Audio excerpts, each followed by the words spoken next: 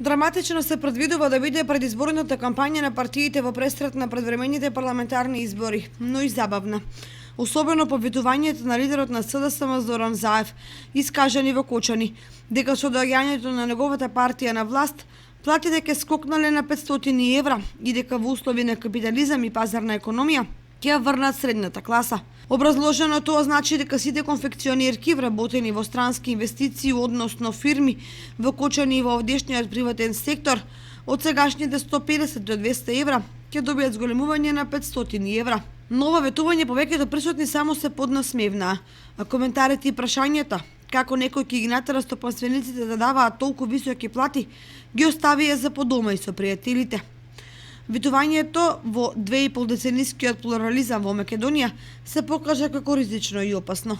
Тоа најдобро го почувствуваа Васил Топурковски во 1998 година, вети клуч за милиарда евра инвестиции од Тајван, па по истекот на мандатот ќе завршеше во затвор.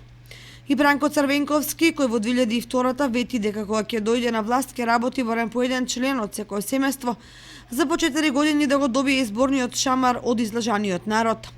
Разликата од 98-та и 2000-та е што тогаш граѓаните се фатија на фрлени јадици, бидејќи немаа подобар избор или понуда. Сега ситуацијата е диаметрално спротивна. На ветување од 500 евра плата во Македонија не веруваат ниту младите кои од подамна ја напуштиле земјата, а уште помалку повозрастните. Со 500 евра плата и привилегијата да се биде дома, македонците би биле меѓу најбогатите на Балканот, па ако уште се вработени и двајца во семејството. Да е тоа реално, сигурно не само граѓаните, туку и раководните гарнитури на владеачките партии ќе гласаат за Заев.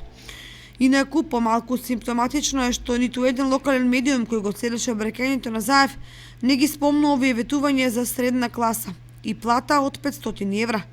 Дали можеби и тие не веруваат?